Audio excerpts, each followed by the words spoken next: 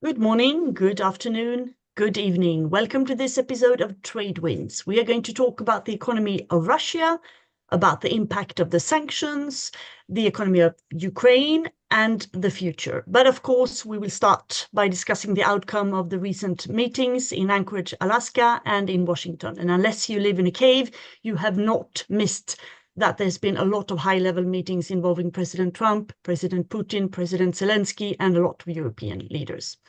My name is Cecilia Malmström, and I am a non-resident senior fellow at the Peterson Institute for International Economics in Washington. The Minister of Economy of Russia admitted publicly at the St. Petersburg Economic Forum last May, that his country is likely heading into a recession. This is quite a remarkable statement in a country that is not known to publicly admit any weaknesses at all. When Russia illegally invaded Ukraine in February 22, the West, the EU, the US, and other allies were very quick to impose sanctions on Russia, hoping that they would erode the economy and harm the ability of Russia to continue the war. But the Russian economy proved to be remarkably resilient and quickly turned into a war economy. But now we do see clear signs of economic problems. How serious are they? And what would they mean for the war? What is the way forward after these meetings and the attempt to create peace? And what can we in the West, in the Allies, do to continue to support Ukraine during the war, but also in the reconstruction? These are some of the important questions we will discuss today, and I have an excellent panel, starting with Dr. Torbjörn Becker, who is director at the Stockholm Institute of Transition Economics at the Stockholm School of Economics in Sweden. And you're also at the board of the Kiev School of Economics in Ukraine, and you have a long background working several years for IMF and other institutions. We also have Dr. Jacob Funk Kirkegaard, who is a non-resident fellow at Bruegel, a non-resident senior fellow at Peterson Institute and a fellow at Bruegel. And you also are a graduate from the Danish Special School of Intelligence and Linguistics. I guess that makes you a spy, more or less. Anyway, it's great to have you both here. A warm welcome. And we, of course, need to start with the meeting in Alaska last week and the follow-up meetings in Washington last Monday evening. So what's your take on this? Are we really any closer to peace? Who want to start? Torbjörn? Yeah, maybe. I don't know for sure, of course, because all of these meetings seem to be a little bit of a show-off between Trump and Putin about who is the bigger leader and who decides the outcomes of any negotiations, basically.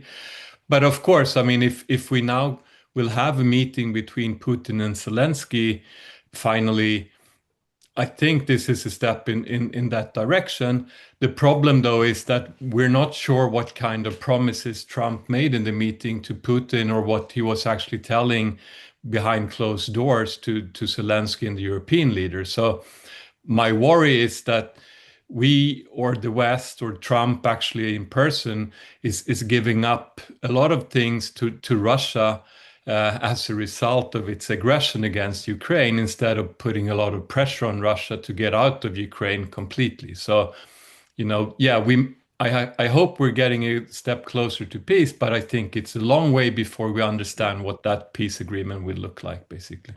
Mm. What's your take, Jacob? Do you really think there will be a bilateral meeting between President Putin and President Zelensky? I would certainly agree very much with Torbjörn that if it were to happen, that would be, if you like, tangible progress coming out of, I guess, both meetings. Partly because it would invalidate what I would consider not least domestic Russian propaganda. The way Putin always talks about Zelensky in Russian as an illegitimate leader, an upstart, and someone who's not on par with the great Russian Tsar, if you can use that expression. He's going to have to revise that media or that narrative quite a bit if he actually meets with him in an international summit setting, whether or not Trump is there with him or not. And that again, he's going to have to, I think, recalibrate the kind of justifications that he has evoked to launch this war, namely that, fundamentally Ukraine is an artificial state, it's not legitimate, etc. So I think, almost irrespective of what were to come out of such a summit, because I would absolutely agree with Torbjörn. I think it's highly unlikely that you're going to have a summit in the near term, and that then out of this summit would come something that looks like a tangible peace agreement. We are much, much further away from that. And I would also agree with what Torbjörn said, that we don't know what Trump promised in Alaska, but we do know one thing, and that's a bad thing. We do know that he seems to have put off the threat of further economic sanctions on Russia for the time being, perhaps for a very long time. And that means that even if the summit in Washington went well for the Europeans, I think all of Team Europe, 7 leaders plus Zelensky, obviously prevented. It kept Trump on his best form as a host. I think he could not ignore that, if you like, show of force. And I think we did get back to discussing security guarantees and this possible bilateral or trilateral summit. But doesn't change the fact that concretely, nothing in Washington, there was no discussion of how to actually increase pressure on Russia. And Trump in Alaska lifted some of that pressure. So my concern, therefore, really is that as we move forward, without additional economic or, for that matter, military pressure on Russia, what incentive does Putin have to suddenly agree to something that he has obviously been resisting in the last 3.5 years? He seems to continue to pursue his very maximalist war aims from February 2022. And that could take quite a while before he reverses course. Yes, because at the same time, both as they were speaking in Alaska and during the weekend, and also during the other meeting, the bombs kept on falling in Kiev and in other places in Ukraine, and the killing continued. And it's if you study the art of diplomacy and peacemaking, it's a quite unusual way to go directly into peace without starting with some sort of truce and creating a process. How likely is this to work? You spend a lot of time in Kiev, Torbjörn. What's the Ukrainian reaction to this? Well, I think they are all still also, like Jakob was talking about, disappointed by the fact that we don't see actual things happening. We hear a lot of good words, and we hear things about meetings, but why did not Trump put in place these additional sanctions to put pressure on Putin, for example, in these circumstances? So every time he says something that could be actually working against Russia or supporting Ukraine, it only takes 5 minutes and then these things are gone. So I think there's a reason for people to be a bit disappointed. At the same time, of course, I think people in Ukraine and in Kiev, they certainly want to have a peace agreement. So hope is the last thing that abandons people, I guess. But I think they have been promised so many things along the way and not seen them actually being delivered. And this so far is another example of this, unless there were things said behind closed doors that we're not aware of. So that's, again, we don't know why Putin in this special moment actually agreed to have this meeting, if it now happens. Maybe it was something that was said that we're not aware of, and of course we cannot exclude that. But again, it's obvious that what was said before was not actually implemented by Trump or the US administration. The other thing is, of course, that the European leaders, they have had plenty of opportunities to come together and show much more support for Ukraine financially not least backing up Zelensky's plan of buying US weapons funded by Europe. So I think European leaders could also have put together a package of money to support that idea, not least by using actually the frozen Russian assets. But maybe that's something we will talk about a bit more later. Yeah, we'll come back to the assets, but it seems like now they are all hurrying, and there's been a very intense level of meetings, both bilateral meetings and Zoom meetings and contacts to show that Europe is setting up a sort of plan, both by now agreeing at least to buy some weapons, but also to see how security guarantees could be elaborated. Which is a very important issue to discuss, obviously, even if we are not at a peace situation right now. But there's been a lot of meetings there. I think in all our countries it's being discussed. What would that mean? Will we send our boys to Ukraine? Will we have some sort of NATO plus or NATO minus? And this is still not clear, of course. How do you see this, Jacob? No, I mean, I think to some extent the fact that we are now back, and I think I want to re-emphasize, we're back to discussing security guarantees. This was an issue that was very much at top of the agenda back in 2022, 2023. It was a core component of the initial Istanbul negotiating process. And it all comes back to the same thing as you just laid out. The front line in Ukraine is somewhere between 1,300 and 1,000 to 1,300 kilometers long. That is a very long front line. And if you need to put in a credible quote unquote peacekeeping force to monitor that, you need a lot of troops. And it's also worth remembering that as soon as you say, well, we need, I don't know, 20,000 troops or whatever the number is, you need to multiply that by 3 to allow for rotation of troops there. So you're all of a sudden talking about very large numbers deployed potentially for a very long time, and they need to be combat ready. Does Europe actually have the capacity to do that? Even with US air support or whatever you want to say, I am personally quite skeptical in the near term. Because, rearmament focused in Northern Europe has only just begun. The only country that probably could deliver a sizable number of troops, and that by that I mean in the tens of thousands, in NATO is Turkey.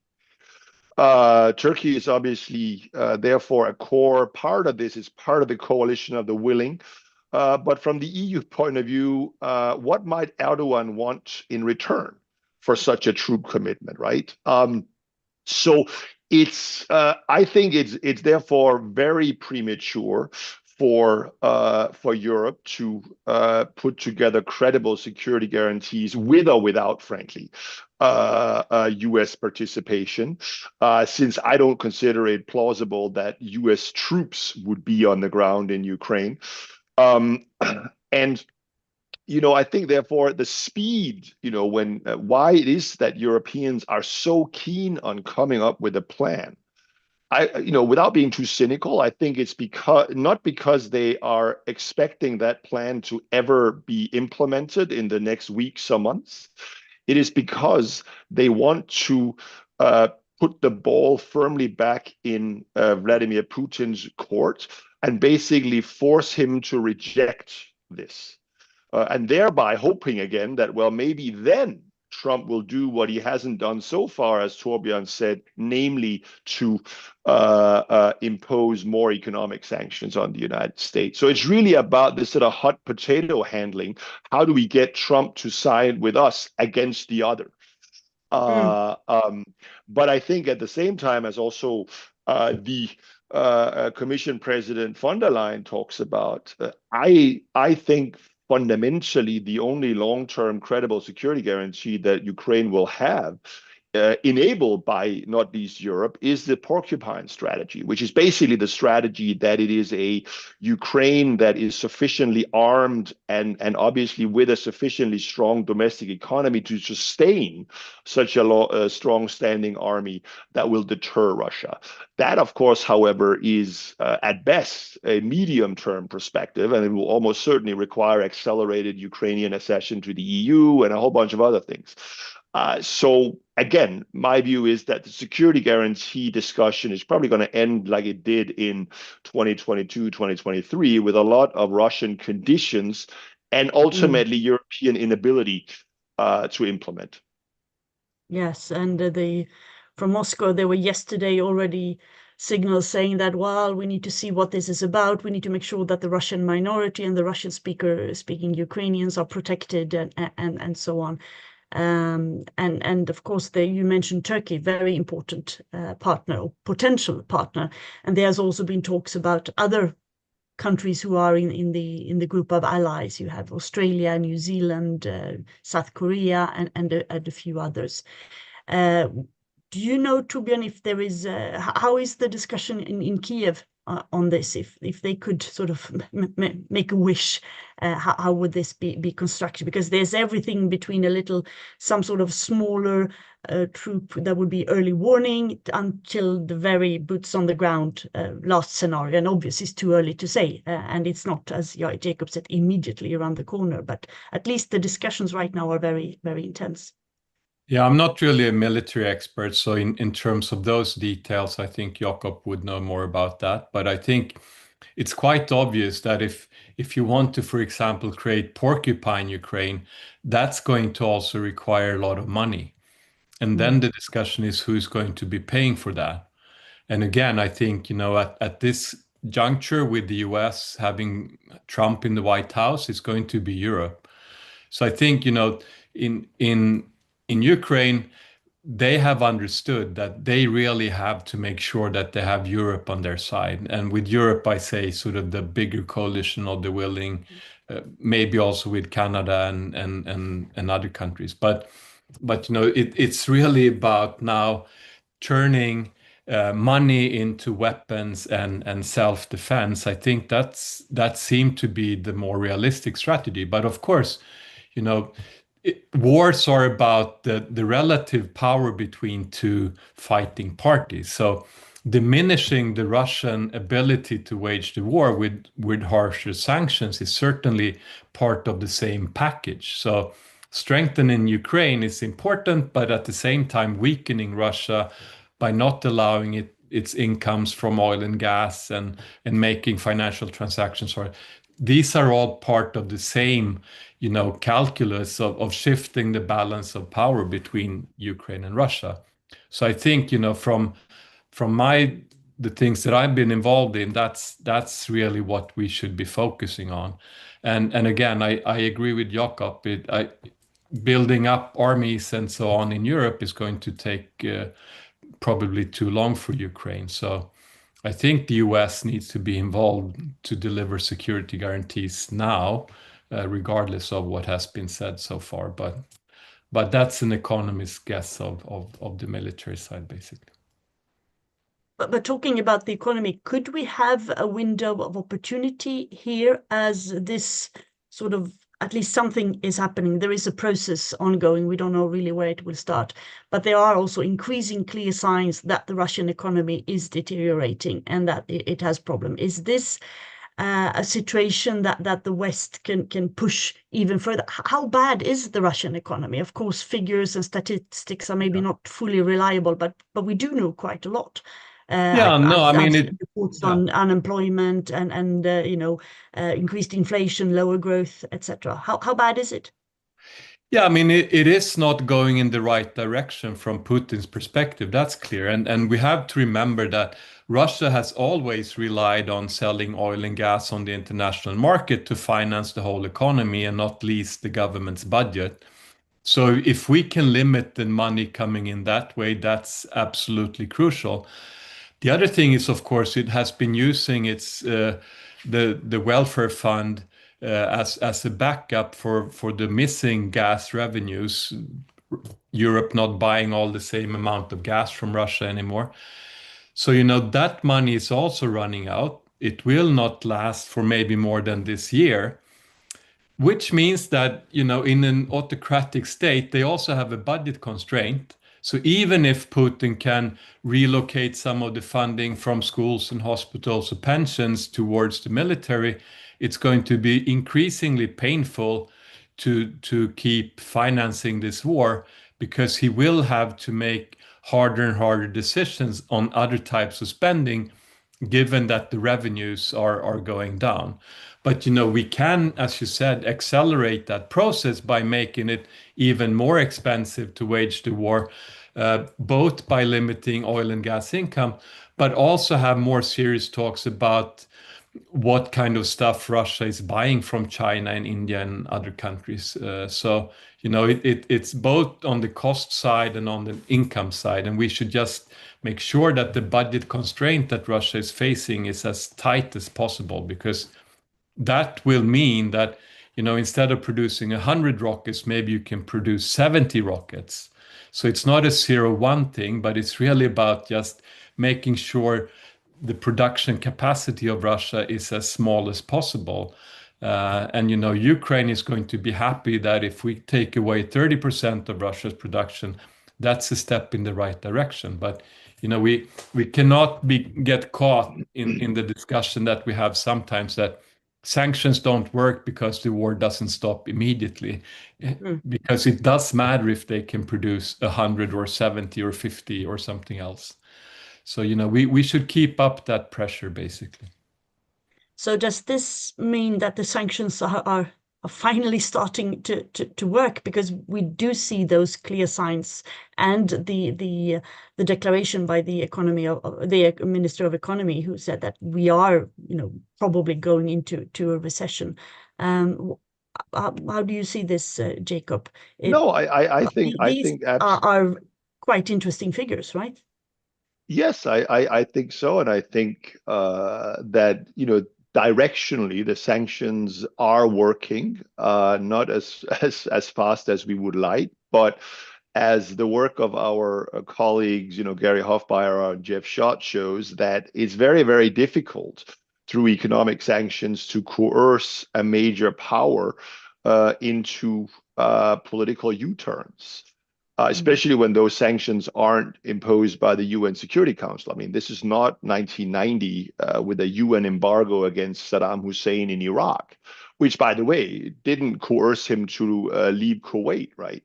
So the fact that it has taken this long to have a serious macroeconomic effect, I think realistically was what we could expect. Also recalling that ahead of the war, not only was Russia, if you like, the darling of the IMF in terms of macroeconomic management, they had saved a lot of money up.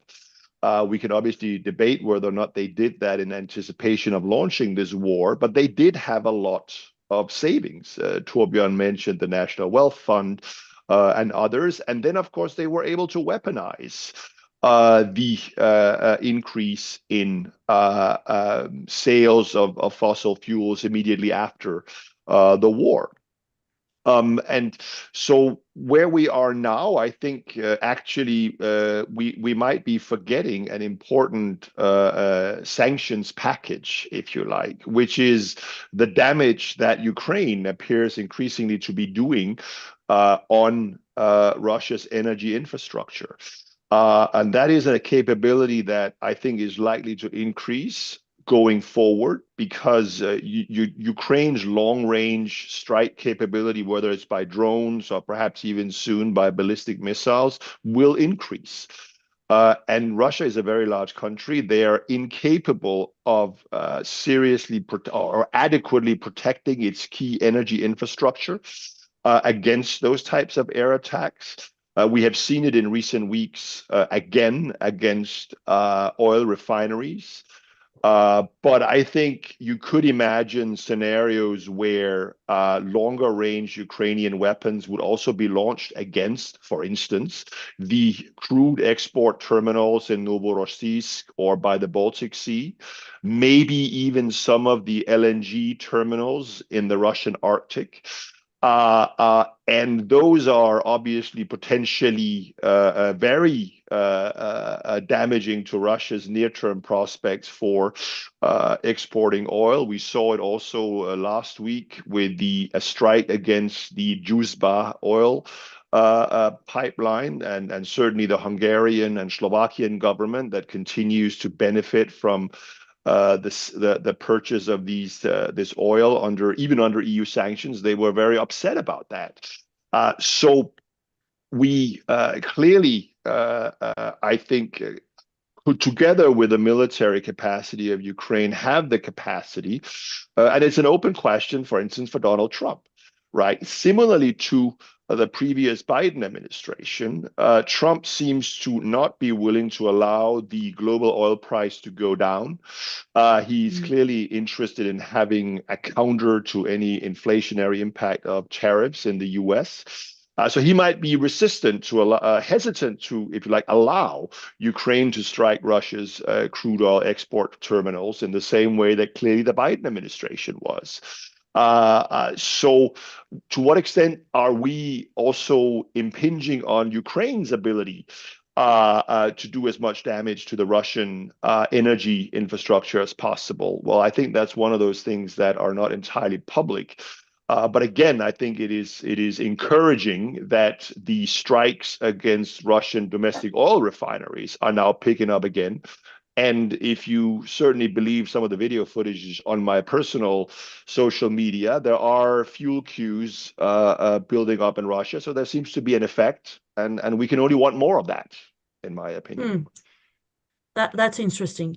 But also President Trump 10 days ago put pressure on India to not buy oil and gas from Russia and threatened with sanction. And the administration has imposed a lot of sanctions on India to do this. Yeah, But I mean, of course, on that, although it seems to me that is more related to pressuring Modi into striking an unbalanced, broader trade deal with the US, aka opening up its agricultural sector, than really punishing Russia. Because from what you hear from the oil market is that, well, some of that crude that was going to India is now going to China, and the Chinese have asked for a bigger discount. So why is he doing that? As I said, I think it has more to do with India than Russia, unfortunately. Probably, but the effect of the 40% tariffs has not really facilitated the negotiating will from New Delhi. But of course, this would have an impact. I mean, we have been talking about the EU sanctions and ally sanctions, but also secondary sanctions on China and India when it comes to buying the Russian oil and gas. Is there anything more we can do there, Torbjörn? Well, I think we have to remember why we had the price cap rather than an embargo on Russian oil export, which was exactly because we didn't want to have a spike in oil prices. We wanted to keep the Russian oil in the international market, but make sure that Russia gets paid less for what it sells on that market. So I think, also now, if we actually take off a lot of the Russian oil from the market, I think we have to actually consider what happens to international oil prices. And I would be still in favor of keeping better enforcement on the shadow fleet, making sure that we lower the oil price cap from 60 to 40, something like that. And just making sure Russia gets paid less for the oil it exports. So I think that discussion we can still have. And we can involve, I think, instead India and China on our side in making sure that we enforce these price caps. And to some extent, it's obviously in the interest of India and China not paying too much for the Russian oil. So, if we play this right, we can actually make them part of our coalition because, they would benefit from paying 40 rather than 60 for the Russian barrel of oil. But somehow we have not been able to really make them our partners in this discussion, which is a bit disappointing. And I think, the bigger prize, of course, India is important, but the even bigger prize is China. And to me, it seems like the US and also Europe is still being way too careful with China. It feels like we're handing them all of the bargaining power in all of these discussions. Why is not Trump telling China, or why is not the EU telling China, look, if you're going to trade all of these things, not only buying the oil at a too high price, but also selling a lot of components that go into the Russian war industry, we will put tariffs on you. I know that we are afraid of what's the impact on our economies, but we have to remember that the alternative to this is not that it doesn't cost us anything. It will cost us a lot of money if we don't make sure that this war ends in a favorable way to Ukraine and not in a favorable way to Russia. So, I just think that we need to understand what really are the alternatives to not doing the right thing. And I think that discussion has to be a little bit more clear in Europe. That's interesting. There was an EU-China summit end of July this year, which didn't really end in anything. I don't know if this was discussed. Maybe it was, but nothing came out of it anyway. But the EU launched a new set of a new sanction package earlier this summer, the sanction package number 18, where there was discussions on targeting the shadow vessels, the banking sectors, and also tougher measures against European countries who were still buying oil and gas and trying to find alternatives and ending deadlines and so on. And Ursula von der Leyen said when she came back from Washington, one of the first things she said that the Commission is preparing for 19th package that will be presented to the member states just as the autumn resumes its work. Do you know anything what will be in that, Jacob? Or what would you like to be in that package? No, I mean, on the 19th package, content-wise, I don't know. But again, I think it's important to signal, not least also to the Trump administration, that we're not actually talking about lifting any sanctions on Russia. We're talking about imposing more on them. Because there's been a lot of speculation that actually maybe Trump is looking to lift some of the sanctions on Russia. But I also want to pick up on what Torbjörn said, that we could do a lot more on actually enforcing our technology sanctions increasingly on especially Chinese companies. And in the 18th package, there was, for the first time, to my knowledge at least, EU secondary sanctions on Chinese companies for work with the Russian military-industrial complex. But when you see Russia's ability to clearly scale up the production of drones, missiles, etc., they're able to do that almost exclusively through the purchase of Chinese components. So I think I very much agree with Torbjörn there. We need to be much tougher on individual Chinese firms that do that, whose components are found in these drones and missiles as they hit places in Ukraine. There needs to be, in my opinion, a near automaticity in EU sanctions on companies whose products are found repeatedly, maybe twice or three times in such drones. They need to be hit by EU sanctions. And then we will have to address the potential Chinese retaliation, which I agree will come. But as Torbjörn says, what is the real counterfactual here? The real counterfactual here is that Russia has a better position on the battlefield, which is much more expensive for Europe in the long run. So absolutely much tighter, much tougher secondary sanctions, which traditionally is an area that the EU has not been so willing to engage in. And I would certainly say focused on Chinese firms because we have, I believe, yes, the Chinese obviously sort of established escalation dominance or whatever we call it against Trump when they threatened to cut off critical minerals and the like. But because of the still very high US tariffs on China, the EU market is the only remaining high margin, large, advanced economy market for China. That gives us some negotiating power, basically telling Xi Jinping, look, if you want still relatively unfettered access to the EU market, you got to rein in those companies that are actively helping the Russian war effort. I think that would be a most welcome feature. And then, of course, we could also accelerate our complete phase out of Russian fossil fuel. Now it's 2027.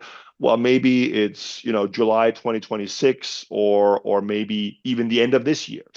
It's all a matter of finding alternative sources and to some extent buying off the Hungaries and the Slovakias of the world. But if the Druzhba oil pipeline, for instance, is already being taken out of operation, well, maybe that problem, quote unquote, has solved itself because of Ukrainian military action. But those would certainly be some of the areas where I think we could and should take action in the very near term. Problem is, of course, as you alluded to, that the sanctions have to be taken by unanimity, and secondary sanctions, I can already see a few member states who would raise objections on that. But it's a very important point, and that would certainly have an effect. Torbjörn, what do you think about the next sanction package? Do you agree with Jacob, or anything else you think should be in it? Yeah, I mean, it is about oil, gas, but it's also about the financial sector. I mean, we can see how the stress in the financial sector has been building up in Russia. The banking system has been lending out a lot of money to the military-industrial complex to finance their investments and production. They also made subsidized loans to households that they had to stop with because the government couldn't afford to keep that going. So I think, we can put more pressure on the financial system. And we know that, if we think about creating economic problems, if you get a financial system problem, banking crisis, etc., this is something that's not so easy to deal with on your own, especially if you don't have a lot of government reserves left to bail out the banking system, especially if you cannot go to the IMF or international lenders to finance such a bailout. So I think, putting more pressure on the financial system in Russia today would certainly make a lot of sense.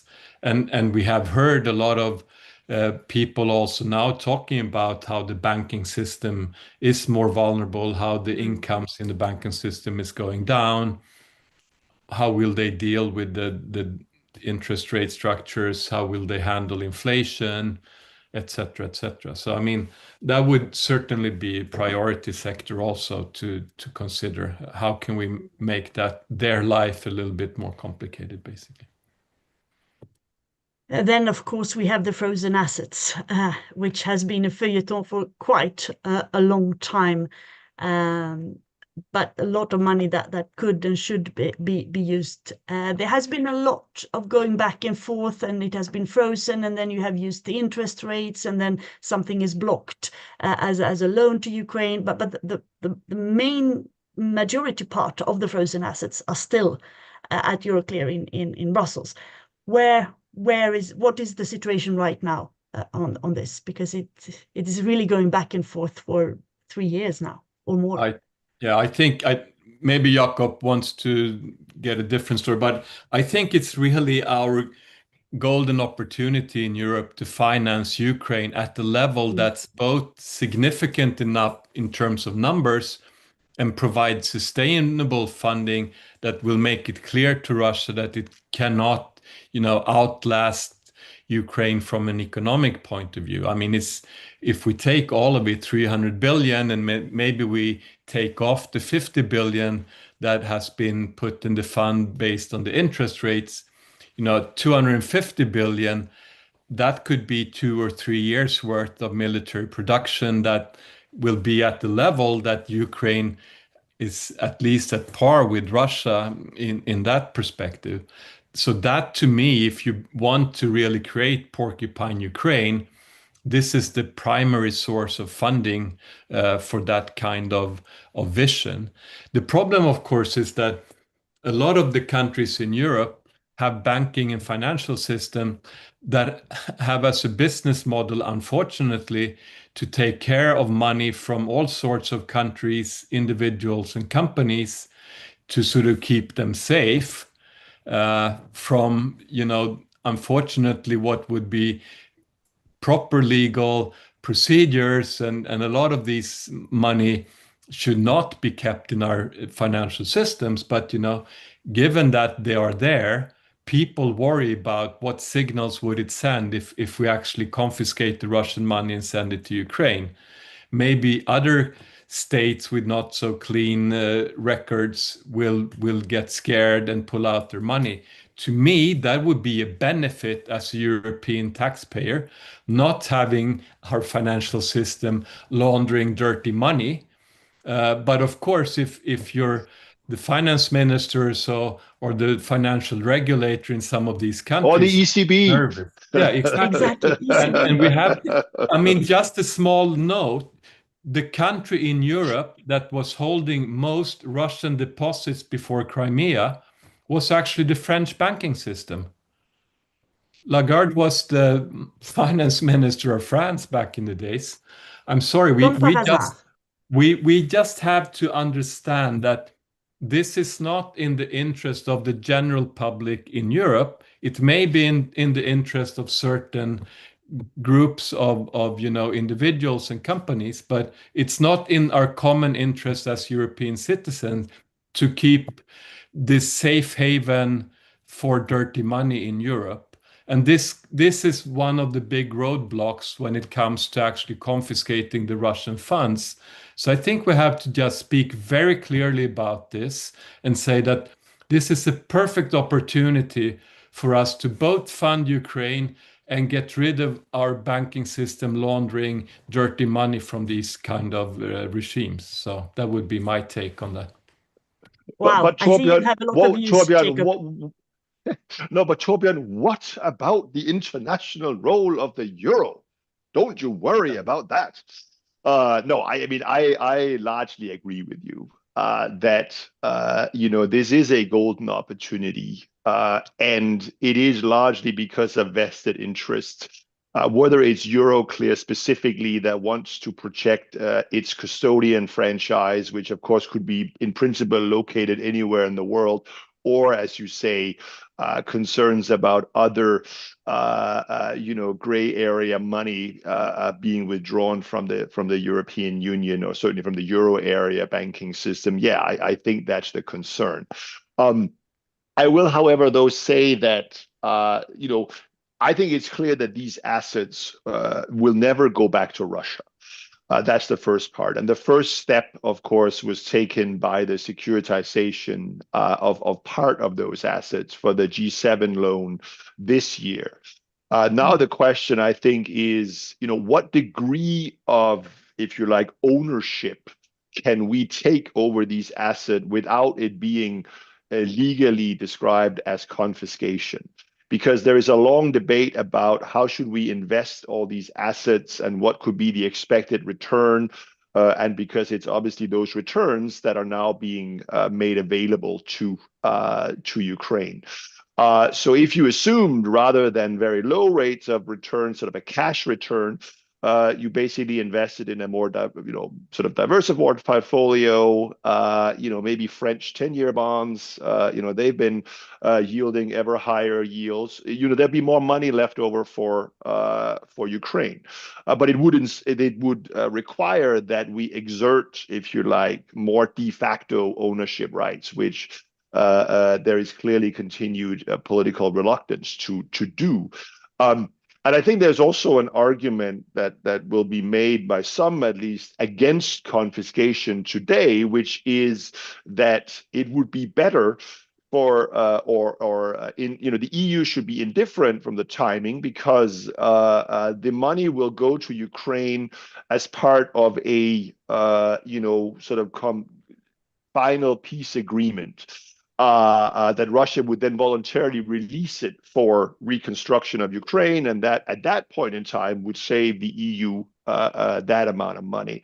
I suppose I have some sympathy for that argument, but that doesn't change the fact, as you said, Torbjörn, that it would be a very powerful signal if we today confiscated the money and gave it to Ukraine, because it would provide them with several years of financial means. But there, I would say that we, the EU, have the capacity to do that actually without confiscating it. We could make and fund through common debt issuance or other means an adequately sized fund for that purpose. I think the earmarked 100 billion envelope in the next MFF was clearly the Commission's move in that direction. This is the next long-term EU budget for those who are not from expert 2027. in EU acronyms. Basically, to show that the Commission is intending to make Ukraine's EU accession fully funded, if you can put that way. But the member states could and absolutely should take such an initiative to put together an earmarked fund for Ukraine today of a 3-digit number in billions for military and other support, if they do not want to actually proceed with confiscation in the very near term. Well, the discussion on this is going to continue. It's very hard to find agreement. Unfortunately, it's been discussed for a long time. We do need that. I mean, the money is certainly needed now on a short-term basis for military investments and to help Ukraine arm itself. But it's also have to be seen on a long-term basis. I mean, Ukraine's economy, obviously, with the war, it shrank very dramatically. The first year now, it has recovered a little bit, but it is still, and the Commission and the allies are supporting also the more long-term, I mean, short-term reconstruction. When the bombing of the hospitals, they try to rebuild them, but also, paying salaries to public forces, to teachers, nurses, etc., and investing in the long-term economy. I think you, Jacob, you testified in front of the European Parliament on this, and you called for a Marshall Plan for a long-term investment. Do you see this as something separate from the whatever happened to the frozen assets, or is this part of EU long-term loans that should be invested for the reconstruction if we think post-war? Yeah, I mean, I guess my view there is that we could certainly spend the frozen assets towards that purpose starting tomorrow, if we wanted to. But if we don't want to do that, then we have to find another way today to provide the adequate amount of funding, first and foremost, of course, for military production, but as you said, also for ongoing budget support. And I think, quite frankly, for better or for worse, that's probably going to be the principal role for the EU, namely to provide money. I think if you're looking at more on the military side, the military support, there continues to be a significant likely role for the United States, but also these coalition of the willing among a subset of EU countries, that this will be done on a bilateral basis. I don't see much space for a big pan-European EU level initiative here. Rather, that will be for financing ongoing of Ukraine. But at the same time, I think, yes, we need a Marshall Plan of investment in Ukraine. But I think, and this was some of the things that I told the European Parliament some months ago, that actually I think it's important not to be too bearish as well. If your assumption is that Ukraine comes out of this war with a passable peace agreement, that means that it has complete freedom, obviously, to rearm, complete freedom to join the EU, and then it's probably not so important to discuss specific territorial demarcations, but nonetheless, Ukraine, I think, will be an economy that has very strong growth prospects. If, for instance, it could look realistically forward to an EU accession, accelerated EU accession, as advocated by some, for instance, by 2030. It is a large country. It is a country with very significant cost advantages for production of many industrial items simply because of low wages. That's obviously also why the Danish model tries to have military equipment produced in Ukraine. So I think Ukraine will actually, with the right investment incentive put in place already today, have very good opportunities to develop in the direction of Poland post its accession to the EU, which of course is one of the largest economic success stories in the EU in the last several decades. But again, it requires that the rest of the EU, in addition to obviously overcoming Hungarian opposition to progress on the accession, also makes the adequate financing available today as well as in the long run. Torbjörn, I know you have written extensively about this as well, about the reconstruction, about what is needed, and so on. What do you see if we look at a little bit longer term than the immediate needs? I also think it's crucially important that we have security guarantees and sustainable peace as the baseline. That's when you get the significant amount of private investment. You will have some already today, of course, not least into the military industrial complex in Ukraine, but to get the big money in there, you need to have this sense of stability and peace. I just want to add, though, it's one component that we also have to consider as an old IMF person. I guess I've been thinking about this is macroeconomic stability.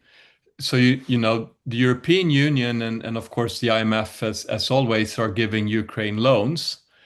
We really have to think about how sustainable it is to give them more loans going forward rather than grants, investments, and money that they don't have to pay back. Of course, there are generous terms now on the loans. There are, long payment periods, etc. But at some stage, we have to take seriously sort of debt sustainability and macroeconomic stability as part of creating the basis for also private investments into Ukraine.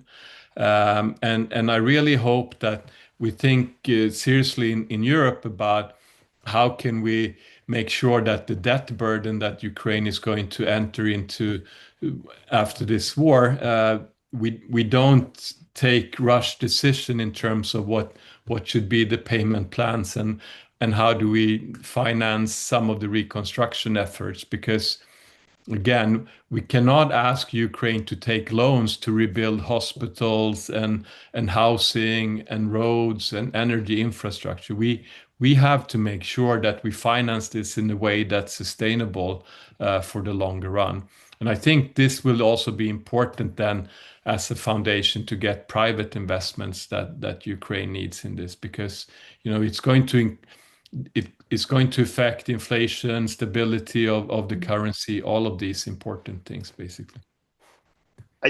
I guess on that, I completely agree with that, but I guess two things there. One, the 100 billion likely earmarked in the upcoming budget is grants, right? It's actually part of the budget. It's not a loan. That's certainly a step in very much in the direction that you call for, Torbjörn. And I guess I would also say that the Greek crisis, I mean, I remember a lot of the same discussion between, if you like, the European Commission and the EU leaders and IMF types back in 2010, 2012 on the Greek program, right, where the IMF insisted on much longer, a much bigger write-downs, et cetera, and the Europeans said, no, we're going to lend to Greece forever at highly concessional rates. And I think if you look at Greece today, it's arguably one of the success stories, not without its problems, but because it turns out that very long-term, highly concessional loans are no barrier, at least as far as I can see, to private investments coming into Greece. And therefore, were the European Union, and I would certainly be very certain that it would, be willing to lend to Ukraine for 50 years or whatever the time horizon is, 40 or 30 years at very concessional rates, because it is easier politically for member states to do that rather than doing it as grants because of the fiscal implications on national budgets, national balance sheets. I would be very much in favor of that approach because I think Greece, and for that matter, the other euro area recipient of bailouts shows that this model, focusing on the financing cost of the debt rather than the debt to GDP ratio, actually works quite well. I just want to say, of course, it's much better to get them loans than no money at all. We just have to be aware of the fact that, we cannot make them have regular loans and pay regular interest rates at regular, That so that's 100% agree. But this is also something, of course, that will come up in parallel with the accession negotiations that are ongoing. I mean, despite running back and forth to the protection rooms and escaping the bombings, there are hundreds and hundreds of people are working 24/7 on aligning the Ukrainian laws with the EU acquis in order to try to facilitate the accession. And the Ukrainian economy, of course, now it's at war, but it has powerful assets when it comes to trade in agriculture. It has a very innovative economy. It has a lot of startups that can be turned into more civilian function right now. So there's also a lot of potential in this. The EU just renewed it. It has a free trade agreement with the EU. It was just renewed and expanded, but of course politics came in, so it had to be made some exceptions for some agricultural politics because there were complaints in the bordering regions, notably in Poland. But still, this has allowed Ukraine to align very much with the current laws of the European Union, which will facilitate also integration on the internal market, which in itself will, as we saw in Poland, is the best example, as you mentioned, Jacob, will boost the Ukrainian economy at that. But that is, of course, not for tomorrow, but at least it is happening in parallel. So all this is definitely linked. It's very much on the agenda. I read a headline from one important newspaper. It just came in that the European leaders are pretending to believe that President Trump is working towards peace. So they are accelerating, most likely, even if, of course, everybody wants peace.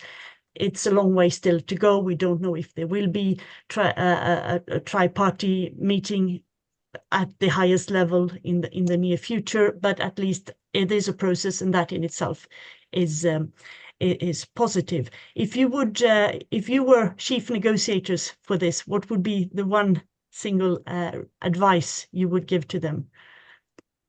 Or what would be the first, the next action you would do to facilitate this process? Don't trust Putin. That's the main thing. I mean, you can't enter into an agreement with this man. The only thing he understands is force, taking us back to rearmament of Ukraine, security guarantees. This has to come first, because as Torbjörn said, without credible such guarantees, you're not going to have the full economic revival of the Ukrainian economy.